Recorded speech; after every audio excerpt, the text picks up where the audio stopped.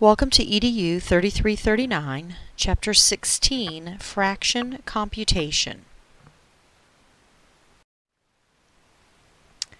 So basically, here are some guidelines for teaching fraction computation.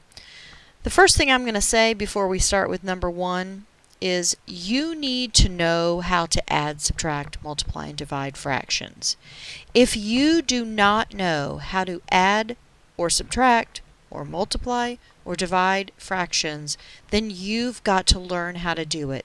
There's no way that you can show your students how to do these operations with fractions unless you are good at it. I suggest going to Khan Academy, doing a lot of practice, looking up some other videos, getting some practice doing these operations with whole numbers, fractions, improper fractions, fractions with like denominators, and fractions with unlike denominators. Then you will be able to teach fractions. Only when you know how to do them can you teach them. When you are teaching fractions, it's important to begin with story problems. The kids need to know how this actually works. What do we use fractions for? And if you're just giving them a problem out of a book and it doesn't make sense to them why they're using it, it's not going to work. Use story problems. Put those fractions in context. Next, connect fraction computation with whole numbers. How do we add whole numbers? It's the same way we add fractions. With whole numbers, we don't add numbers in one language with numbers in another language. We've got to get them in the same language. We've got to know what they're saying. It's the same way with fractions. They have to have the same denominator in order to be added or subtracted. So let estimation and informal methods play a big role in the development of strategies. Don't start with the algorithm. By all means, do not start with the algorithm. Let the students play with it, understand how to add and subtract fractions through a conceptual basis, and let them think through some estimation. And then, of course, explore each of the operations using models. So here are some examples of some contextual problems you might use. And here I would have the students just draw it out, use a model. Don't start with that algorithm. Have them draw out these samples.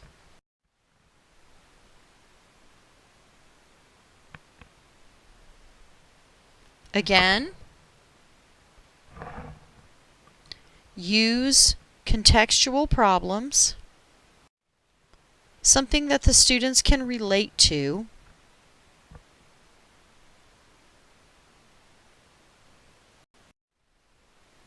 Now let's talk about addition and subtraction. First of all, when students use modeling and learning through concepts, they're going to begin with their own invented strategies. Let them do that. It will really help them to understand the algorithm in the long run. It's really important to focus on equivalency. That's those common denominators. So finding, not through the algorithm, but through pictures, the students need to find those commonalities. So here are some ways that can be done. If you're adding 3/5 plus 1/2, there's the picture at the top. Find those common things. Find the common denominators through those pictures.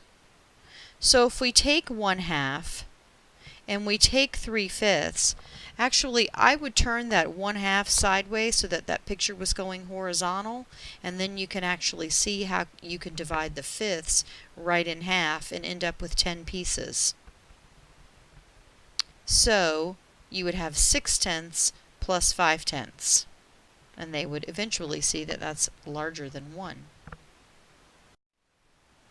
Here's another one, 3/4 plus 2/3. So here they've used common denominator of 12 because look at the rows. There's 4 rows going across, or 4 columns going across there on 3/4. 3 of those columns are shaded. That's the 3/4. And then you have your 3 rows going across for 2/3, and 2 of them are shaded. Now we can add 9/12 plus 8/12. Here's subtraction. Same basic thing. Starting with the 5/6, showing them that we're subtracting half of that. 5/6. Half is the same thing as 3/6. We take it away. What's left over is 2/6.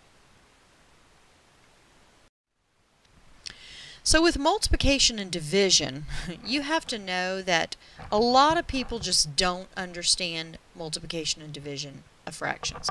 The reason why is because generally when you multiply by a fraction less than 1, you're going to get a number that's smaller than what you started with. And kids have always understood that adding and subtracting you get a larger answer, but not with multiplication of fraction. And then division, if you actually divide by a fraction less than 1, then you're going to get a number in the end that is larger than what you started with. And that really confuses the students. So you have to use a variety of contexts and models.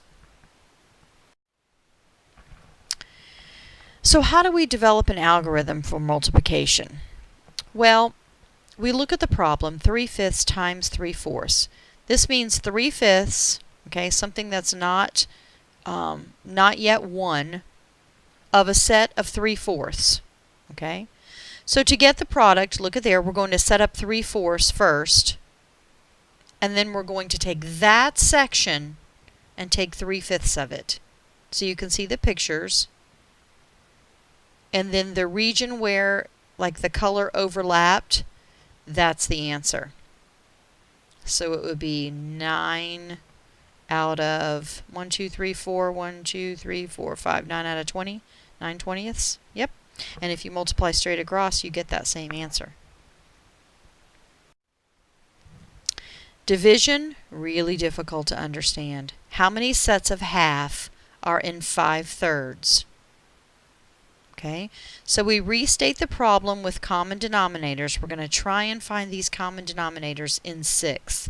We know that half with 6 on the bottom is 3/6, and we know that 5/3 with 6 on the bottom is 10/6. So we're going to go ahead and we're going to make sets of 3/6 from the 10/6. So we have 10/6 written down there. Now how many sets of 3 can you get out of them? Well, you can get 3 and 1/3 because you have 1 left over. That's kind of tricky. Really look into the division of fractions to make sure that you understand the modeling of this. I put some videos up and a reading that I think will really help you. There's 2 teaching videos, the one with borrowing, the one on the far left, and the one on the far right, fraction multiplication. And the others show you different ways that you can model fractions with addition, subtraction, multiplying, and dividing. These are ways that will help you learn to teach and probably help you learn to understand it a little bit better.